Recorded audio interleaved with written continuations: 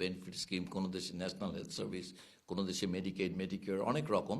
কিন্তু বাংলাদেশে যেহেতু এই ধরনের কোনো ইন্স্যুরেন্স অথবা এই ধরনের বেনিফিট স্কিম নেই, এই অবস্থা বাংলাদেশকে আসলে এই ওষুধের উপরে মূল্য নির্ধারণের একটা রাষ্ট্রীয় ইন্টারভেনশন ছাড়া আসলে এটা মানুষের জন্য অ্যাফোর্ডেবল রাখা কঠিন হচ্ছিল। এটা একটা সাধারণ মানুষের মধ্য থেকে গত 30 বছর যাবৎ পর্যায়ক্রমে একটা পর্যবেক্ষণ আসছে।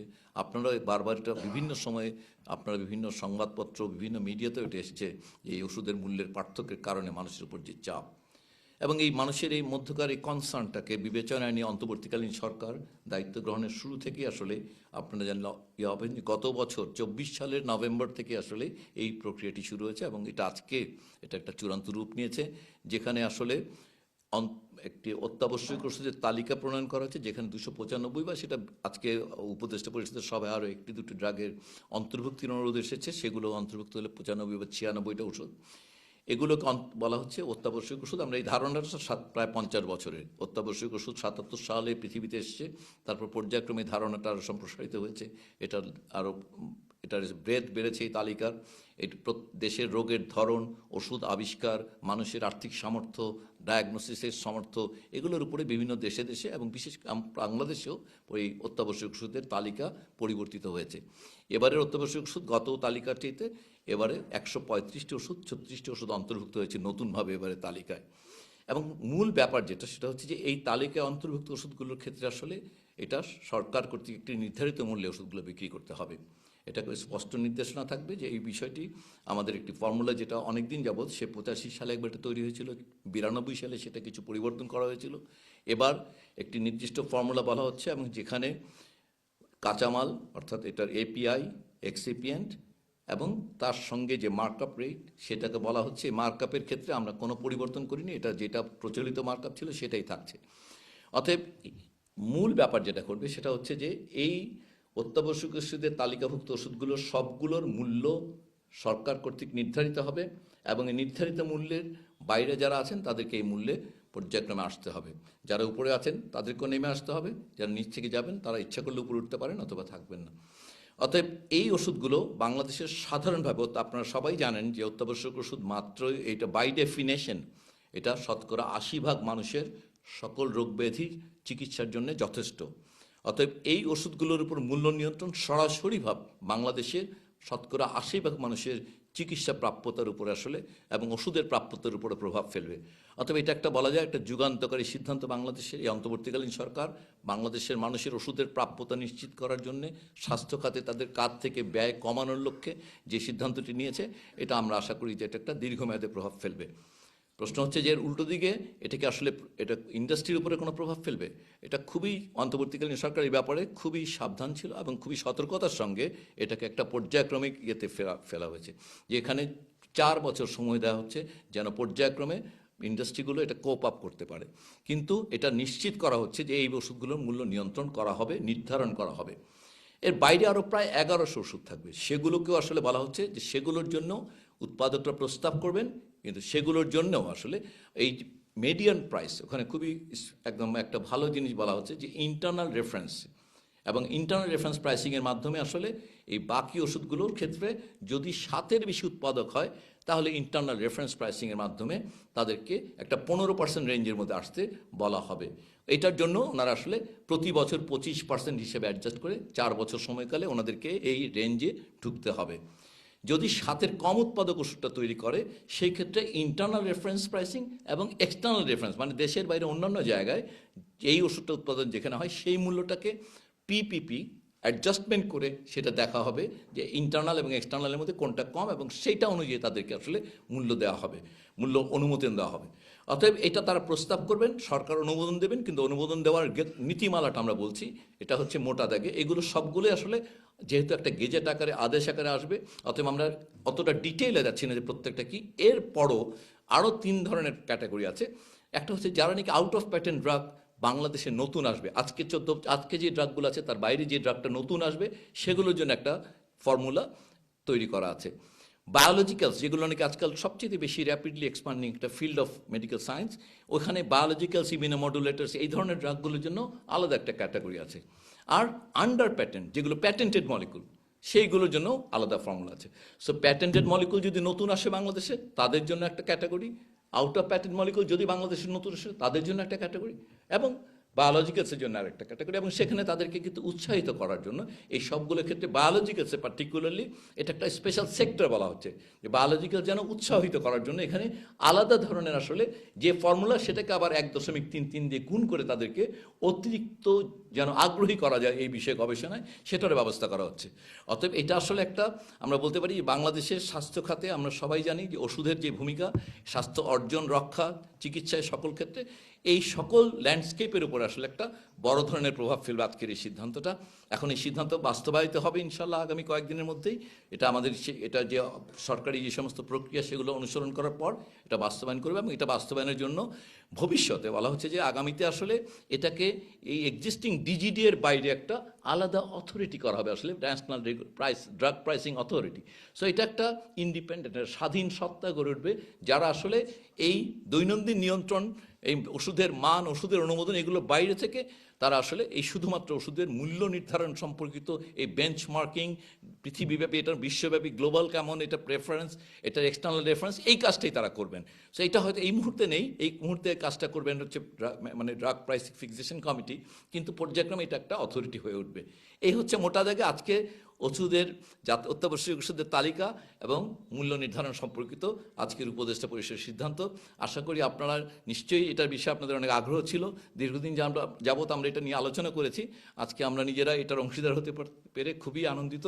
আমরা আশা করব যে, এবং এটা ইতিমধ্যেই এই গত 14 মাস সময়কালে বিভিন্ন সময়ে প্রতিটা স্টেক হোল্ডারদের সঙ্গে কথা বলা হয়েছে, এবং এটা আপনার একটা টাস্ক ফোর্সের মাধ্যমে, যেটা বলছিলাম যে গত বছরের 14 নভেম্বরের পর থেকে 7ই নভেম্বরের পর থেকে এই 14 মাস সময়কালে একটা টাস্ক ফোর্স গঠন করা হয়েছিল।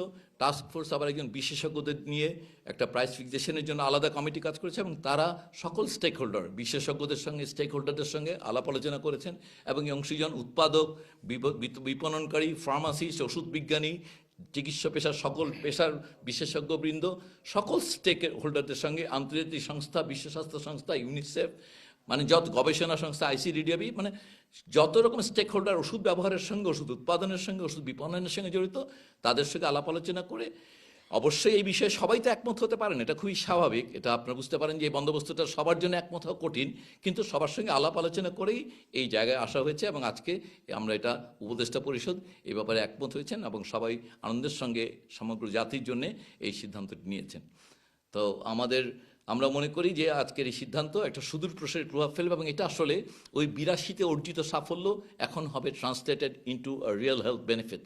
মানে আমাদের স্বাস্থ্য খাতের যে, ওষুধ খাতের যে অর্জন, শিল্পের যে অর্জন, এই শিল্পের যেন এখন স্বাস্থ্য সুবিধায় অনুদিত হতে থাকবে। কারণ এটা যেন আর ওষুধের মূল্য আসলে মানুষের যেন তার ওষুধের প্রাপ্যতার ক্ষেত্রে কোনো বাধা না হয়ে ওঠে। এই বাধাটা পর্যায়ক্রমে কমে যাবে এখন, এবং at some point of time এটা আসলে চলে যাবে বলে আমরা বিশ্বাস করি। ধন্যবাদ। আপনার নাম আর পরিচয় দিবেন।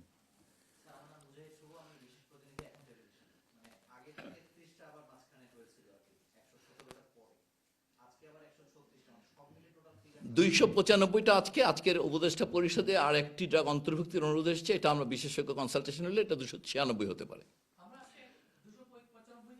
জি অবশ্যই, হ্যাঁ 295, ঠিক আছে।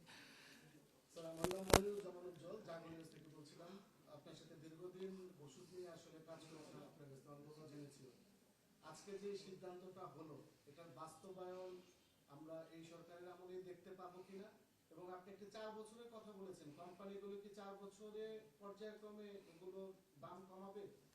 আর এই যে ওষুধগুলো যে 295টা ওষুধ দেওয়া হলো, এর মধ্যে অসংক্রামক ব্যাধির মধ্যে ডায়াবেটিস, ক্যান্সার, উচ্চ মার্গে যেগুলো নাকি মানুষের খুব জরুরি, মানুষ জমি জমা বিক্রি করে সেগুলোর চিকিৎসা করে থাকে, এই ওষুধগুলো অন্তর্ভুক্ত আছে কিনা? আর এসেনশিয়াল ড্রাগ কোম্পানি লিমিটেডের কয়টা ওষুধ এই 295টা ওষুধের মধ্যে রয়েছে? অনেকগুলো প্রশ্ন, ধন্যবাদ আপনাকে মনিরুজ্জামান। এখানে প্রথম যে ব্যাপারটা বলেছেন যে হ্যাঁ, তিনটি, যে যদি বলেন যে এটা বাস্তবায়ন আমাদের শুধুমাত্র প্রক্রিয়া, যদিও নির্বাচনী ব্যস্ততার কারণে, নির্বাচনের প্রস্তুতিজনিত ব্যস্ততার কারণে সরকারের সকল মেশিনারি একেবারেই অন টপ এটা থাকে, কিন্তু এটা স্বাস্থ্য মন্ত্রণালয়ের এটা সবচেয়ে অগ্রাধিকার প্রাপ্ত বিষয়। অতএব আমরা আশা করি এই সরকারের আগামী যে কয়েকদিন, এই সময়কালের মধ্যে এটা বাস্তবায়ন প্রক্রিয়া শুরু হবে। এক, নন কমিউনিকেবল ডিজিজ এবং কমিউনিকেবল ডিজিজ, এই যে ট্রানজিশনাল বাংলাদেশে যে হেলথের ট্রানজিশন হচ্ছে, এটা সম্পূর্ণ রিফ্লেক্টেড হয়েছে এবারের এই ড্রাগ লিস্টে। মানে সংক্রামক এবং অসংক্রামক ব্যাধি যে আমাদের এক পক্ষ থেকে আরেক পক্ষে যাচ্ছে, এবং যে নামগুলো বললেন আপনি, সবগুলো রোগের প্রাথমিক চিকিৎসার সবগুলো ওষুধ এটার মধ্যে অন্তর্ভুক্ত আছে। তবে অবশ্যই ক্যান্সার চিকিৎসার ক্ষেত্রে আপনি নিশ্চয়ই জানেন যে ক্যান্সার চিকিৎসায় যে প্রতিনিয়ত যে উন্নতি হচ্ছে, সেক্ষেত্রে বেশ কিছু ওষুধ আসলে যেগুলো আসলে অত্যাবশ্যক ওষুধের তালিকায় নেই, কিন্তু ডায়াবেটিস, হাইপারটেনশন সহ অন্যান্য অসংক্রামক ব্যাধিগুলোর জন্য চিকিৎসার ব্যবস্থা এখানে আছে আসলে ওষুধগুলো। আর তৃতীয় প্রশ্নটা কী ছিল আপনার? 4 বছরের ব্যাপারটা, এটা বারবারই বলা হচ্ছে যে এটা সবসময়ই আমরা মনে করি যে, আপনি খেয়াল করেন, যদি ভাবি, আমি একটা উদাহরণ দিই, যদি মিডিয়ান প্রাইস আমরা বলছি যে মনে করি একটা 10, একটা 14 টাকা, একটা 16 টাকা, একটা 18, একটা 20, এটার মিডিয়ানটা ধরি 15 টাকা হলো বা 14 টাকা হলো। আমরা বলছি এটা নিচের দিকে যিনি 10 আছেন, ওনার জন্য উনি পর্যায়ক্রমে যাবেন 14তে, উপরে 20 থেকে নেমে আসবেন পর্যায়ক্রমে 14তে। সো এটা যেন আজকে 20 থেকে 14তে কমাতে বললে এটা অ্যাপারেন্টলি মনে হবে যে এটা একটা ধাক্কা। সেই জন্য বলা হচ্ছে যে ওনারা 25 করে কমে আসবেন, 25% করে ওনারা সবাই 15তে চলে আসবেন।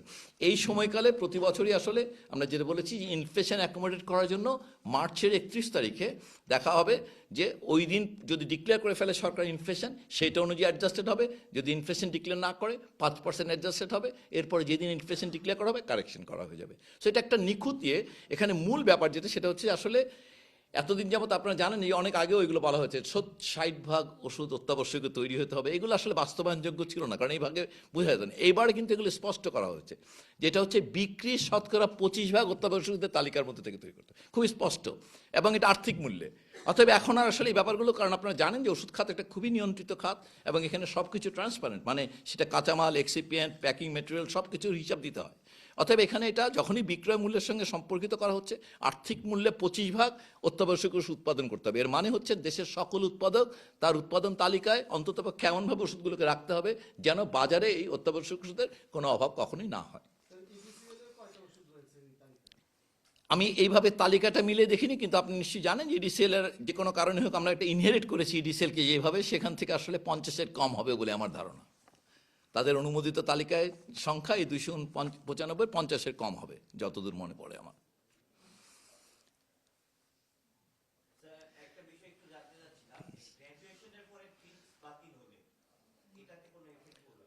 খেয়াল করবেন, আমি সেই জন্য বলার সময় আমরা বলেছি যে আন্ডার প্যাটেন্ট এবং আউট অফ প্যাটেন্ট, মানে আজকের জন্য এই 1400 ড্রাগ যা আছে সেটার জন্য একরকম আইন, সেখানে 2 ভাগ, এসেনশিয়াল, নন এসেনশিয়াল, ব্রডলি বোঝার জন্যে। এরপর যখন নতুন ড্রাগ আসবে সেটা যদি আন্ডার প্যাটেন্ট হয়, তাহলে আমরা কিন্তু বলেছি যে সে রয়্যালটি দিয়ে যেভাবে আনে ওই প্রাইসটাই পাবে, সেখানে তাকে কোন। যদি আউট অফ প্যাটেন্ট হয় তাহলে পরে সে তো আসলে ফ্রি জেনেরিকের মতন এখনকার মতন ফর্মুলাতে যাবে, কিন্তু তারপরও আউট অফ প্যাটেন্ট নতুন ওষুধকে বাজারে ঢুকতে এনকারেজমেন্টের জন্য তাকে কিন্তু ইনসেন্টিভাইজ করা হবে। অতএব ট্রিপসের কারণে, গ্র্যাজুয়েশনের কারণে যে ইম্প্যাক্ট হবে সেটার জন্য এইটাতে অ্যাকোমোডেট করা আছে প্যাটেন্ট এবং আউট অফ প্যাটেন্টকে, সেই জন্য 2টা ক্লজের 2টা সেকশনে রাখা হয়েছে, 2 গ্রুপে আছে আসলে। শফি,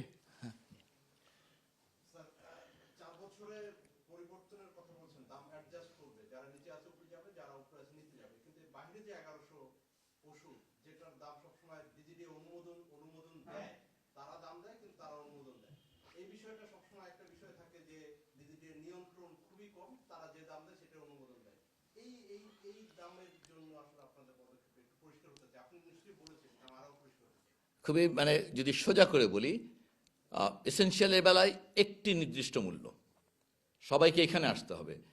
নন এসেনশিয়ালের বেলায় এই রেফারেন্স প্রাইসিং যেটা হবে মিডিয়ান প্রাইস, সেটার 15%-এর একটা নিচে, এবং ধরি সেটা যদি 10 টাকা হয়, ওর নিচে 8.5 থেকে 11 টাকা 50 পর্যন্ত হবে রেঞ্জ। সো ওনাকে নেমে আসতে হবে রেঞ্জের ভিতরে, আর ওইখানে আসতে হবে একটা পার্টিকুলার প্রাইসে। সো এসেনশিয়াল আর নন এসেনশিয়ালের পার্থক্যটা হচ্ছে তাদেরকে এসেনশিয়ালে একটি নির্দিষ্ট মূল্য থাকবে, নন এসেনশিয়ালের ক্ষেত্রে একটা রেঞ্জ থাকবে 15%-এর, অথবা এটা নিচে 15, মিডিয়ান রেফারেন্স বের হওয়ার পর সেটা ইন্টারনাল রেফারেন্স হতে পারে। আমরা বলেছি যদি 7 বা ততোধিক উৎপাদক হয় তাহলে ইন্টারনাল রেফারেন্স হবে এবং সেটার উপর মিডিয়ান, আর যদি 7-এর কম হয় ইন্টারনাল এবং এক্সটার্নাল মিলে যেটা কম হবে সেটা রেফারেন্স ভ্যালু হবে, এবং সেইটার 15% উপরে এবং 15% নিচে, এইটা হবে ওই 1100 ওষুধের জন্য রেঞ্জ।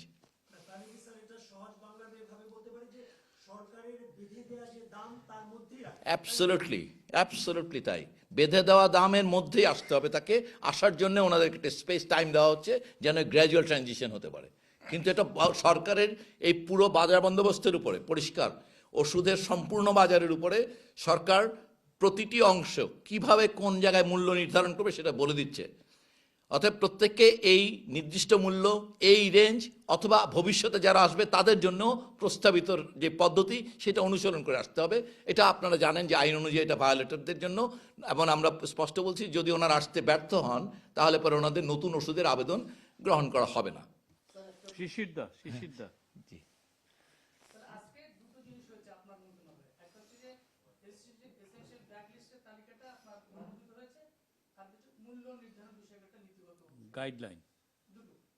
আমার প্রশ্ন হচ্ছে যে আপনি বললেন যে 295 ওষুধ যদি হয়, 80% যে হিসেবটা বলছেন, 80% মানুষের না 80% রোগ, আমার এই 285টা ওষুধ দিয়ে 95 কতটুকু কভার করতে পারবে? 295টা ওষুধ সাধারণভাবে দুইটা ভাবে আপনি বলতে পারেন। আপনারা যদি বিশ্ব স্বাস্থ্য সংস্থার হিসাব অনুযায়ী দেখেন, এটা হচ্ছে 80% মানুষেরও এটা প্রোটেকশন দিবে, 80% রোগেরও এটা প্রোটেকশন দিবে, খুবই স্পষ্ট। কে যেন বলছিলেন এখানে? মনির জামান। স্যার, একটা বিষয় একটু ক্লিয়ার হওয়ার জন্য, ধরেন আপনি বলেছেন যে একটা মিডিয়াম প্রাইস বেঁধে দেওয়া হলো, একটা কোম্পানি 20 টাকা বিক্রি করে আর একটা 10 টাকা কোম্পানি বিক্রি করে, আপনি 15 টাকা নির্ধারণ করে দিবেন। তো 10 টাকা যে বিক্রি করতেছে সে তো আরো লাভবান হচ্ছে 15 টাকায় গেলে, এটা কেন হলো? এই ব্যাপারটা বোঝা দরকার যে আসলে অবশ্যই আপনার এই মানে মনে হতে পারে যে তাকে কেন বাড়ানোর সুযোগ দেওয়া হলো। এটা হচ্ছে একটা মার্কেট ফোর্সকে অপারেট করতে দেওয়ার জন্য, কিন্তু আমরা জানি যে ওষুধ আসলে অন্য পণ্য থেকে আলাদা। কারণ হচ্ছে ওষুধের ক্ষেত্রে কিন্তু ওই স্বাধীন নির্বাচনটা কাজ করে না। অন্যান্য সকল পণ্যে যিনি ওষুধ নির্বাচন করেন উনি ওনার সামর্থ্য অনুযায়ী পছন্দ করতে পারেন, কিনতে পারেন, এখানে এটা পারে না। সেই জন্য আসলে এই ভ্যারিয়েশনটাকে আমরা ক্লোজ করার চেষ্টা করছি। সো উনি 10 থেকে 15তে কেন আসবেনই তা কিন্তু সবসময় না, আমরা যে জন্য বলছি। কিন্তু যেটা মেইন হচ্ছে যে ম্যাক্সিমাম রিটেল প্রাইস, কথাটা খেয়াল করেন, ভ্যাটকে বাইরে রেখে ম্যাক্সিমাম রিটেল প্রাইস। সো ইনি 10-এ থাকতে পারবেন, 8-এ থাকতে পারবেন, 12-তে থাকতে পারবেন, কিন্তু 15-এর উপরে যেতে পারবেন, বা 15+15, এটাকে আমরা যদি ভাবি যে 16 টাকা এত পয়সা বা 17 টাকা, ওইটার উপরে যেতে পারেন। সো উপর থেকে ওনাকে নেমে আসতে হবে।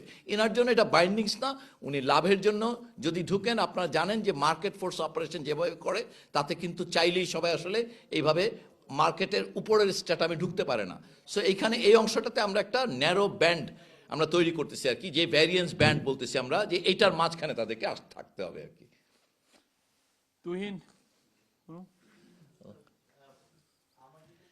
যখন এই কমিটিটা গঠন করা হয়, এই টাস্কফোর্সটা, তখন মালিক সমিতির পক্ষ থেকে এক ধরনের উদ্বেগের কথা বলছে যে আমাদের প্রতিনিধি রাখা হয় নাই, এবং তারা ব্রিফিং করে বলছে যে মানে এই খাতের একটা ক্ষতি করার চিন্তা ভাবনা হচ্ছে।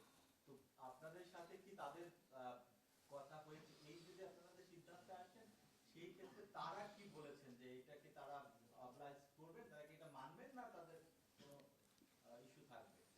একটা জিনিস স্পষ্ট হওয়া জরুরি যে আমরা ওনাদের সঙ্গে বসছি, এটা সত্য। কিন্তু যখন আপনারা যেটা বললাম যে গত বহুদিন আগেই অত্যাবশ্যক ওষুধের তালিকা মূল্য নিয়ন্ত্রণ আলোচনায় চলছে, এবং পার্টিকুলারলি যে জায়গাটা বেশি আলোচনা ব্যাপার সেটা হচ্ছে মূল্য নিয়ন্ত্রণ। মূল্য নিয়ন্ত্রণ কিন্তু আরেকটা কমিটি করেছে, সাব কমিটি, যেটা টাস্ক ফোর্স গঠন করে দিয়েছিল। ওনারা আসলে উৎপাদকদের সঙ্গে সরাসরি আলোচনাটা করেছেন, অতএব ওনাদের মতামত সেখানে রিফ্লেক্টেড হয়েছে।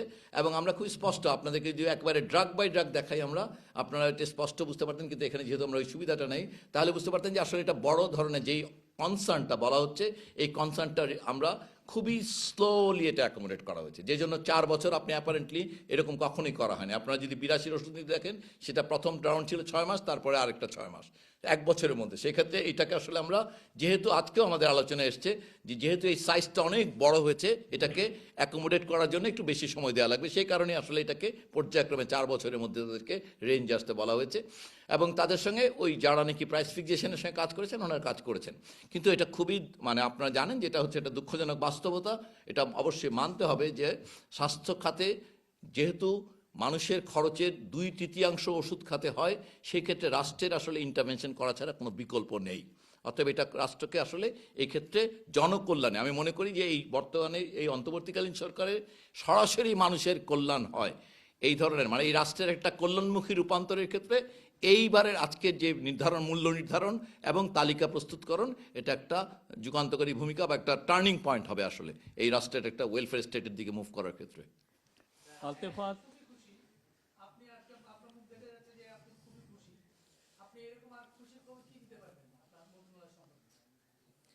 এটা পরে যাই, ওইটা আগে এইগুলো ইয়ে হ্যাঁ শিওর।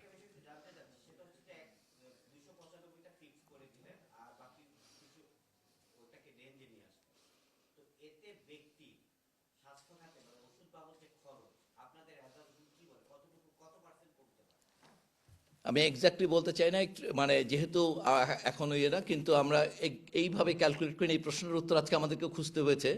আমরা ধারণা করি যে এটা প্রথম বছর, এটা যেহেতু এটা 4 বছর ব্যাপী হবে, প্রথম বছর আমরা বলেছি যে কারেকশন, তাতে আমাদের ধারণা 1 নম্বর হচ্ছে এই 295 নিয়ন্ত্রণ আসার সঙ্গে সঙ্গে একটা ইমিডিয়েট বেনিফিট হবে মানুষের, মানে যাদেরকে এই ওষুধ দিচ্ছি। যেমন আমি বলি যে অমিপ্রাজল যদি কন্ট্রোল হয়, এর বাকি প্রাজলগুলো কিন্তু ওইটার উপর এটা একটা ইম্প্যাক্ট হবে। এখন এটাকে আমরা ইনডিরেক্ট ইম্প্যাক্ট বলতে হবে। যখন আপনি অমিপ্রাজলকে কন্ট্রোল করেন এবং অ্যাভেলেবল করে দেন, এটা বাকি প্রাজলের উপর ইফেক্ট পড়ে। একইভাবে আপনি যদি অ্যাটোভাস্ট্যাটিনকে আসলে কন্ট্রোল করেন এবং এটা প্রোভাইড করেন, এটা অন্যান্য স্ট্যাটিনের উপর পড়ে। অতএব একটা হচ্ছে ডিরেক্ট প্রভাব, যেগুলোকে রেগুলেট করা হচ্ছে সেগুলো। আরেকটা হচ্ছে এইগুলো পাওয়া যায়, সেটার কারণে এর মতো বাকি ওষুধগুলোর উপরও প্রভাব পড়বে। আমি কি পুরো স্পষ্ট করতে পারলাম জিনিসটা? সো যখন ড্রাগ অ্যাটোভাস্ট্যাটিনটাকে রেগুলেট করা হয় এবং অ্যাভেলেবল করা হয়, এটা বাকি স্ট্যাটিনগুলোর বাজারের উপরও চাপ ফেলবে। কিন্তু এটাকে প্রেডিক্ট করে অঙ্ক করে বের করাটা একটু সময়। আমাদের ধারণা, যারা গবেষণা প্রতিষ্ঠান তারা আগামী 6 মাস যদি নজরদারি রাখে, তারা এটা খুবই ক্যালকুলেট করে বলতে পারবে। এনি কোশ্চেন ফ্রম দ্য নারী জার্নালিস্ট? নারীদের মধ্যে থেকে কোনো কোশ্চেন? নাই? ওকে, শিশির ভাই, হ্যাঁ প্লিজ। আমি বলছিলাম যে মানে এটা তো আপনার একটা অন্তরের জিনিস, ওষুধ নিয়ে কাজ করা, আপনি কাজটা খুবই ভালো করেছেন এবং নিশ্চয়ই জাতি উপকৃত হবে। কিন্তু স্বাস্থ্য মন্ত্রণালয়ে আপনার এইরকম আগামী 30, 35, 40 দিনের ভিতরে আপনি আর কি শোনাতে পারবেন আমাকে? খুবই সবচেয়ে যে একটা কথা বলি, যে স্বাস্থ্য মন্ত্রণালয়ের স্বাস্থ্য সেবাদানকারীদের মধ্যে পদায়ন কেন্দ্রিক, আমি পদোন্নতিতে যাচ্ছি না, পদায়ন কেন্দ্রিক একটা, আপনারা জানেন যে এটা আসলে খুবই একটা গ্রে এরিয়া। মানে আপনারা এটা আমরা মানি আর না মানি, যে মানুষের মধ্যে ক্ষোভ থাকে, অসন্তোষ থাকে, এগুলো প্রভাবিত হয়, এই প্রভাবের ধরন অনেক রকম। কিন্তু আমরা বলতেছি আজকে যে আমরা ইতোমধ্যেই এখন কিন্তু বাংলাদেশে এই পদায়ন প্রক্রিয়া সম্পূর্ণ অটোমেশন হচ্ছে। বাংলাদেশ সরকারের স্বাস্থ্য পরিবার কল্যাণ মন্ত্রণালয় হচ্ছে বলা যেতে পারে প্রথম মন্ত্রণালয়, যে তার মন্ত্রণালয়ের সব কর্মকর্তা, নার্সদের ইতোমধ্যেই পদায়ন, নার্সদের নিয়োগের পরে প্রথম 3500 নার্সের পদায়ন হয়েছে সম্পূর্ণ মেরিট মেধা। অতএব বলবো যে স্বাস্থ্য পরিবার কল্যাণ মন্ত্রণালয়ে মেধা এবং তিনি কোন পর্যায়ে সেবা দিয়েছেন, যেমন যারা গ্রামীণ পর্যায়ে সেবা দিয়েছেন ওনারা আসলে পদায়ন প্রক্রিয়া অগ্রাধিকার পাবেন। সো এটা একটা সম্পূর্ণ আমরা মনে করি যে একটা নতুন ধরনের বন্দোবস্ত, যেটা স্বাস্থ্য সেবা দানকারীদের মধ্যে যে দীর্ঘদিনের কষ্ট, অসন্তোষ অথবা যে ধরনের দুর্নীতি বা কি বলে পছন্দ, এই সকল অভিযোগ ছিল, এগুলো দূরীকরণ হবে বলে বিশ্বাস করি। এটা অলরেডি অন বোর্ড, এটা আজকে চলছে, এটা চলমান প্রক্রিয়া, আজকে থেকে, এটা গতকালকে শুরু হয়ে গেছে এটা আর কি। সেই অটোমেশন ট্রান্সফার প্রসেসে একটা টোটাল দেশের হেলথ সিস্টেমে একটা পজিটিভ ভূমিকা রাখবে বলে আমরা মনে করি আর কি।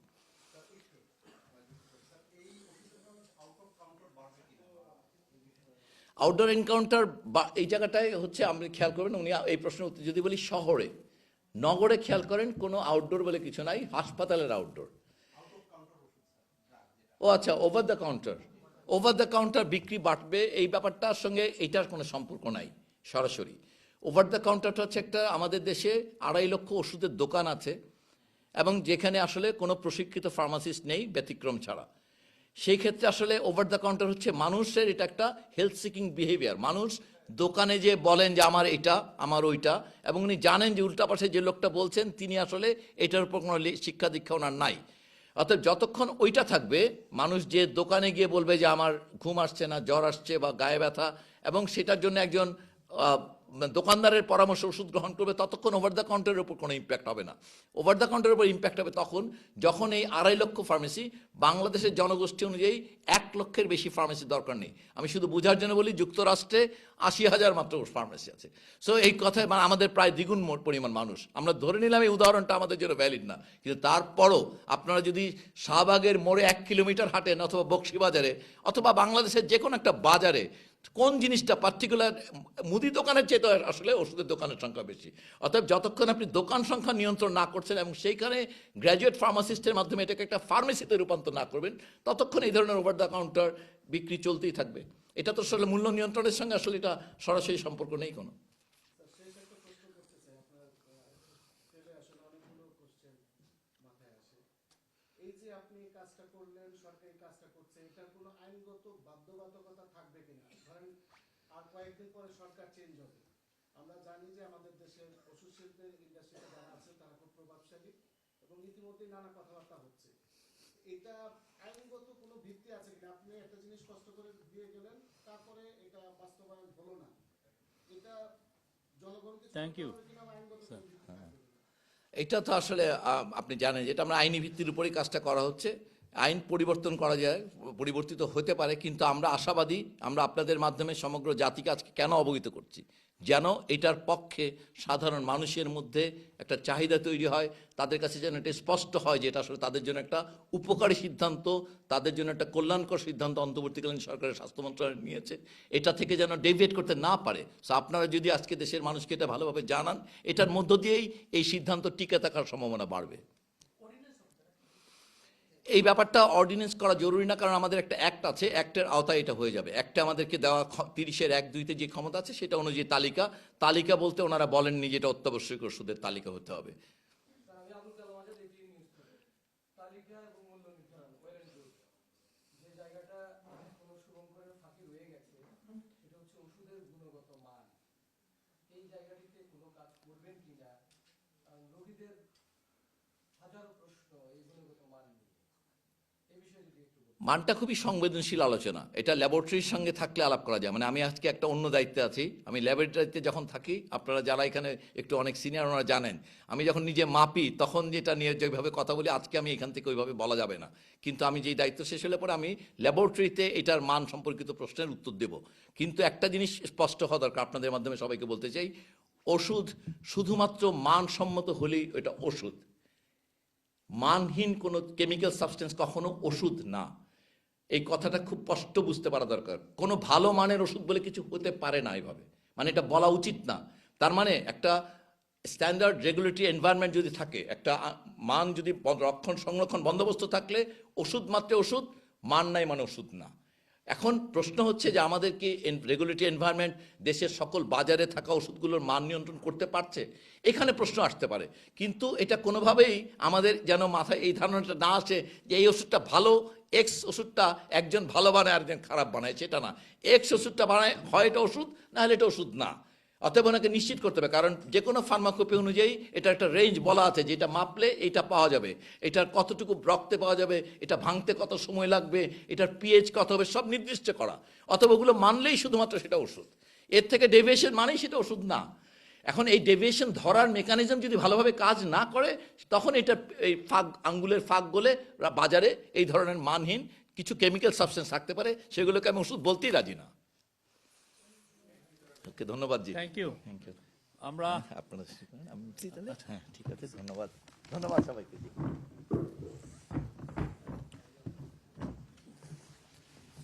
অনেক কিছু